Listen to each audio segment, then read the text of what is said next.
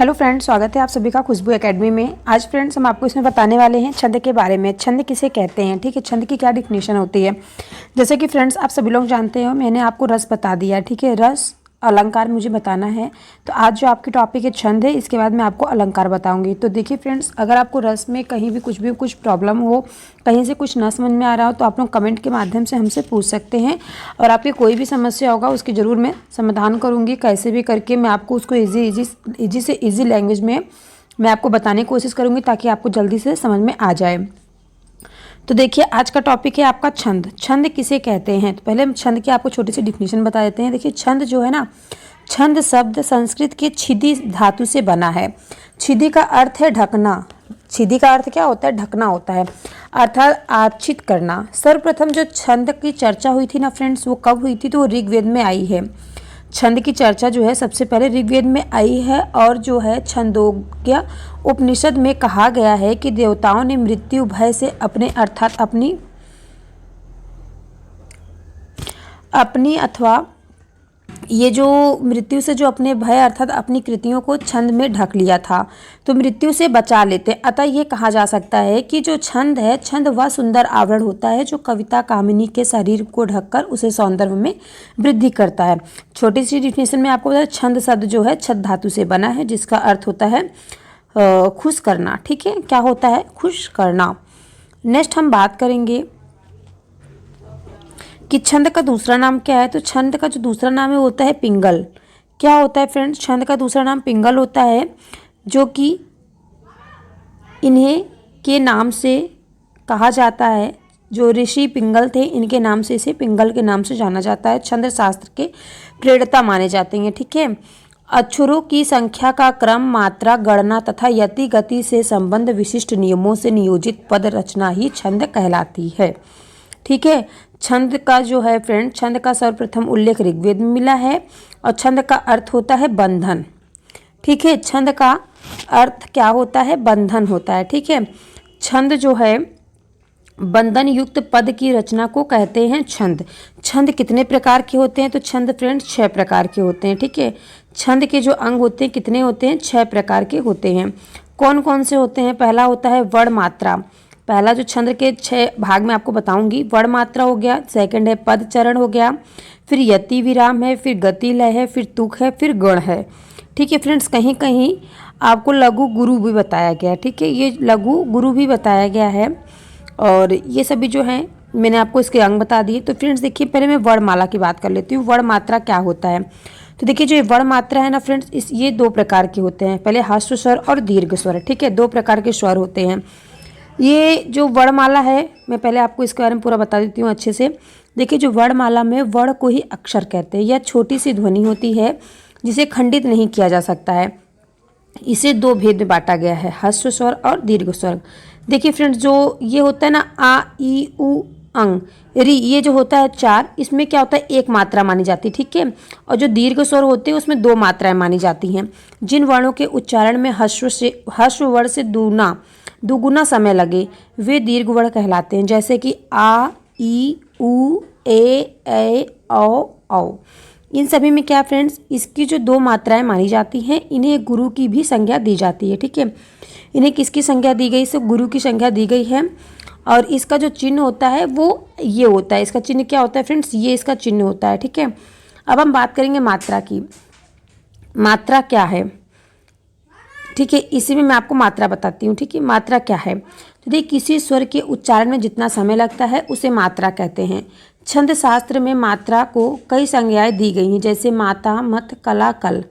ठीक है, माता, माता में देखिए 2 माता है, माता जिसे ऐसे लिखा जाता है ना माता। तो माता फ्रेंड्स देखिए, इसमें भी 2 मात्रा है, इसमें 2 मात्रा है, इसको ऐसे डिनोट किया जाएगा। अगर इसमें खाली मत लिख देंगे ऐसे, तो इसमें भी 1 मात्रा, इसमें भी 1 मात्रा, 2 हो गए, ये क्या हो गया, 4 हो गया। ठीक है, समझ में आया आपको। तो यहाँ पे मैंने आपको मात्रा के बारे में बता दिया। अब हम देखिए बात करेंगे, अब हम आपको यहाँ बताएंगे पाद या फिर चरण के बारे में। ठीक है, हलंत वर्ण की गणना नहीं की जाएगी। यहाँ पे आप ध्यान देखिए, कोई भी जैसे वर्ण में लगा रहता है हलंत, तो उसकी गणना नहीं की जाती है। ठीक है, अब हम बात करेंगे यहाँ पे पाद अथवा चरण की। तो ये क्या होता है, पाद अथवा चरण,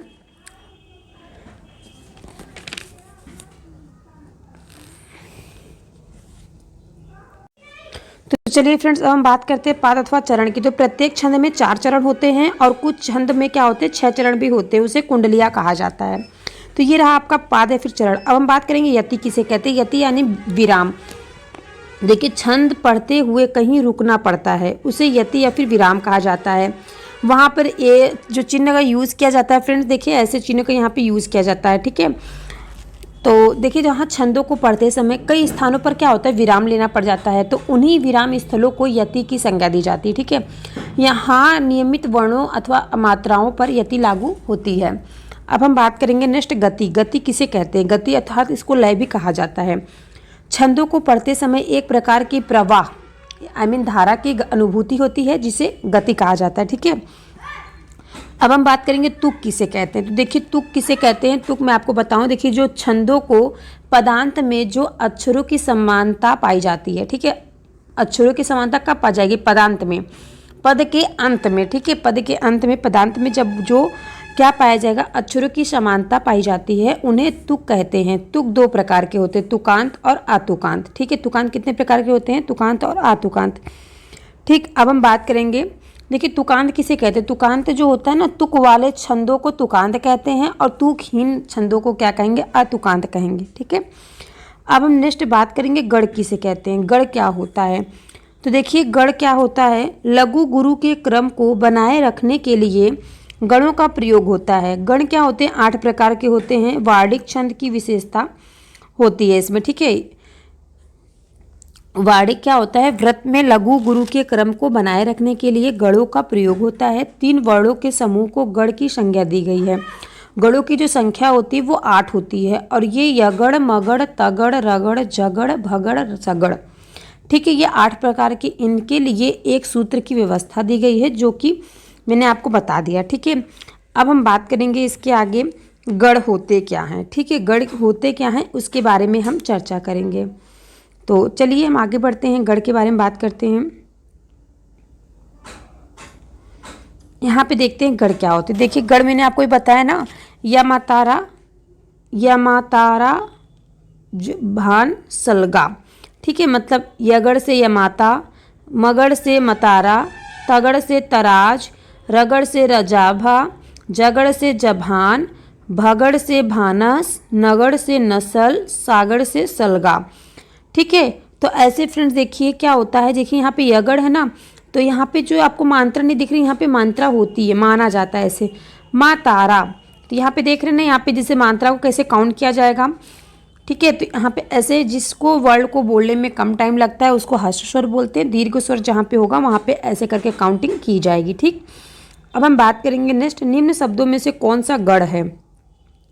देखिए, सागर, सागर क्या है, भगड़ है। नवल क्या है, नगड़ है। और साधरा क्या है, रगड़ है।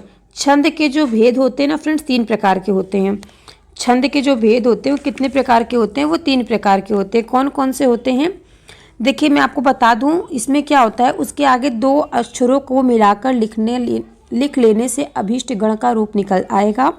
जैसे कि मैं आपको बता दूं, गड़े, गड़े आप देख रहे हैं कहाँ पे है, ठीक है। गड़े के बारे में मैं आपको बता रही हूँ थोड़ा सा। देखिए, गड़े जैसे हो गए ना, उसमें क्या होगा, 1 गुरु होगा, 2 गुरु होगा। और मगड़ में क्या होगा, 3 गुरु होंगे, ठीक है। यहाँ पे आप देख रहे हैं मगड़ है ना, यहाँ पे क्या है, 3 गुरु हैं।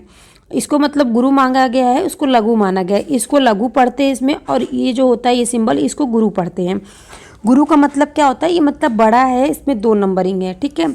अब हम बात करेंगे फ्रेंड्स यहाँ पे छंद के भेद। तो छंद कितने प्रकार के होते हैं, 3 प्रकार के होते हैं। वार्णिक छंद, मात्रिक छंद और मुक्त छंद। अब वार्णिक छंद किसे कहते हैं फ्रेंड्स, वार्णिक छंद की हम आपको बता दें परिभाषा। वार्णिक छंद जो होता है ना, वार्णिक छंद, मात्रिक छंद और मुक्त छंद। वार्णिक छंद देखिए केवल वर्ण गणना के आधार पर रचा गया छंद वार्णिक छंद कहलाता है।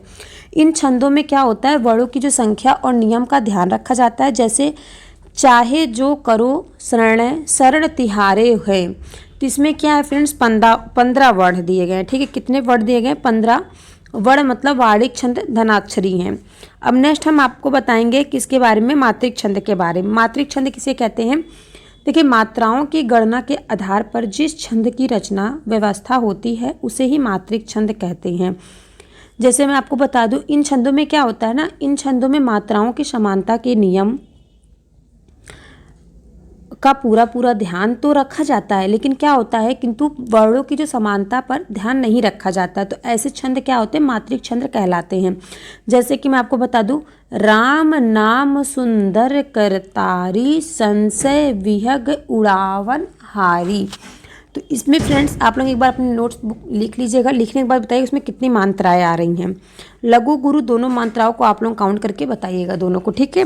अब हम नीचे बात करेंगे मुक्त छंद किसे कहते हैं, ठीक है। मुक्त छंद देखिए किसे कहते हैं, इसको मुक्तक छंद भी बोलते हैं। अब देखिए फ्रेंड्स, हम यहाँ बात करते हैं मुक्तक छंद के। मुक्तक छंद किसे कहते हैं, तो देखिए चरणों की अनियमित, असमान, स्वच्छंद गति और भावानुकूल यति विधान की जो मुक्तक छंद कहते हैं। जैसे कि इन छंदों में क्या होता है ना, चरणों में मात्रा अथवा वर्णों की संख्या का कोई नियम नहीं रहता है।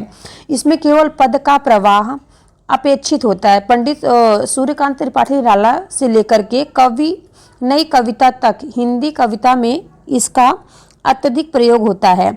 आधुनिक कविता इस मुक्तक छंद में लिखी जा रही है, ठीक है। जैसे कि मैं आपको एग्जाम्पल बता दूं, वह तोड़ती पत्थर देखा मैंने उसे इलाहाबाद में पथ पर। तो इसमें क्या है फ्रेंड्स, इसमें मुक्तक छंद है, ठीक है। ये एकदम मुक्त है, इसमें कोई भी किसी भी प्रकार की वो नहीं है, ठीक है। कोई भी प्रकार की भावानुकूल विधान की मुक्तक छंद कहलाता है। अनियमित है, असमान है, स्वच्छंद गति है इसमें। अब हम इसके आगे बात करेंगे, वार्णिक मात्रिक छंद के तीन तीन भेद होते हैं। किसके किसके फ्रेंड्स, वार्णिक छंद के, मुक्तक छंद के और छंद के तीन तीन भेद होते हैं। तो वार्णिक छंद और मात्रिक छंद के पहले हम आपको बताएंगे किसके बारे में, वार्णिक छंद के बारे में, ठीक है। सम होता है, अर्धसम होता है और विषम होता है। तो देखिए इसके बारे में आपको बताते हैं। देखिए फ्रेंड्स, हम यहाँ बात करें सम किसे कहते हैं, ठीक है। सम किसे कहते हैं, तो चार चरणों में वर्ण मात्रा बराबर हो तो उसे चौपाई कहते हैं, ठीक है। वर्ण मात्रा दोनों बराबर होते हैं तो उसे चौपाई कहते हैं। चौपाई देखिए फ्रेंड्स किसे कहते हैं, चार चरण, प्रत्येक चरण में 16-16 मात्राएं होती हैं, ठीक है। प्रत्येक चरण 4 चरण होते हैं, ठीक है। चारों चरण में क्या होती है, प्रत्येक चरणों में 16-16 मात्राएं होती हैं। चरणों के जो अंत में होता है दीर्घ, मतलब गुरु के बाद ह्रस्व आई मीन लघु वर्ण नहीं आता है। पदों के अंत में जो अक्षर होता है वो समान होते हैं, जैसे कि विषही जीव भाई प्रभुताई, मूढ़ मोह बस होई जनाई, ठीक है। तो ये क्या है, ये चौपाई का उदाहरण मैंने आपको बता दिया। अब हम बात करेंगे अर्धसम किसे कहते हैं। तो देखिए प्रथम जो प्रथम स्टार्टिंग में और तृतीय तीसरा चरण विषम चरण, द्वितीय और चतुर्थ में सम चरण होता है। अर्धसम, ठीक है। अर्धसम के बारे में आपको बता रहे हैं, तो ये होता है उसे अर्धसम कहता है। पहले और तीसरे चरण में क्या होता है, विषम मात्राएं होती है और दूसरे चौथे में क्या होती है, सम मात्राएं होती हैं। उस मात्राएं फिर वर्ण में सम बराबर हो जाते हैं तो उसे क्या कहेंगे, दोहा कहेंगे। दोहा के बारे में फ्रेंड्स मैं आपको बता दूं, दोहा किसे कहते हैं, दोहा का उदाहरण क्या होता है। तो देखिए दोहा में क्या होते हैं, 4 चरण होते हैं। पहले में 13 मात्राएं, दूसरे में 11 मात्राएं, फिर तीसरे में 13 मात्राएं, फिर चौथे में 11 मात्राएं। यानी कि पहले और तीसरे चरण में 13 मात्राएं होती और दूसरे और चौथे चरण में 11 मात्राएं होती। इसके विषम चरणों में 13 और सम चरणों में 11 मात्राएं होती। जैसे मेरी भव बाधा हरो, राधा नागर सोए, जा तन की छाई परे, श्याम हरि दुति होए। इसमें क्या होता है फ्रेंड्स ना, दूसरे और चौथे चरण के अंत में लघु गुरु होता है। लघु गुरु फ्रेंड्स आप लोग समझ रहे हैं ना, लघु मतलब 1 मात्रा, गुरु मतलब 2 मात्रा। 2 मात्रा का सिंबल ये मैंने आपको बता दिया, ठीक। अब हम नेक्स्ट बात करेंगे, पहले और तीसरे चरण में क्या होता है, आरंभ में जगड़ नहीं होता है। जगड़ का मतलब फ्रेंड्स आप लोग समझ रहे हैं ना, 1 मात्रा फिर 2 मात्रा फिर 1 मात्रा, लघु गुरु लघु ऐसा मात्रा नहीं होता है, ठीक। अब हम नेक्स्ट बात करेंगे विषम। विषम किसे कहते हैं, तो देखिए विषम जो होता है ना, विषम जो होता है उसमें 4-6 चरणें होती हैं, 4 या फिर 6 चरण होते हैं, ठीक है। और मात्रा वर्ण की जो संख्या होती है वो भिन्न भिन्न हो जाती है, उसे छप्पे या फिर कुंडलियाँ कहते हैं। तो देखिए फ्रेंड्स मैं आपको छप्पे बता देती हूँ। देखिए यह मात्रिक विषम और संयुक्त छंद होता है। इसमें 6 या फिर 4 चरण के रोला के और शेष 2 चरण उल्लास के होते हैं, ठीक है। छप्पे के बारे में आपको बता रही हूँ, ठीक है। और जो कुंडलियाँ होती हैं ना फ्रेंड्स, इसमें क्या होता है, इसमें 6 चरण होते हैं और 24 मात्राएं होती हैं। प्रारंभ में एक दोहा होता है और पश्चात उसके बाद क्या होता है, रोला जोड़ने से कुंडलियां बन जाती हैं। जो शब्द अधिकतर इनके आदि में आता है वहीं इसके अंत में भी लगता है। ठीक है, जैसे कि रंभा झूमत हो कहाँ, थोड़े ही दीन हेत, तुमसे केते हुए गए अरूहे हे इति खेत। मतलब हेत और खेत लास्ट में आ रहा है ना, यही मैं आपको समझाना चाहती थी। अब हम इसके आगे नेक्स्ट बात करते हैं आगे।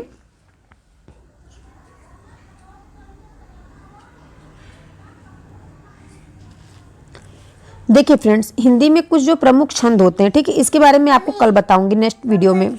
और फ्रेंड्स, यहाँ तक आप लोगों को कहीं से कुछ भी डाउट हो तो आप लोग तुरंत कमेंट करके हमसे पूछ सकते हैं। और नेक्स्ट वीडियो में आपको बताऊंगी मात्रिक छंद के बारे में और अर्ध सममात्रिक छंद के बारे में।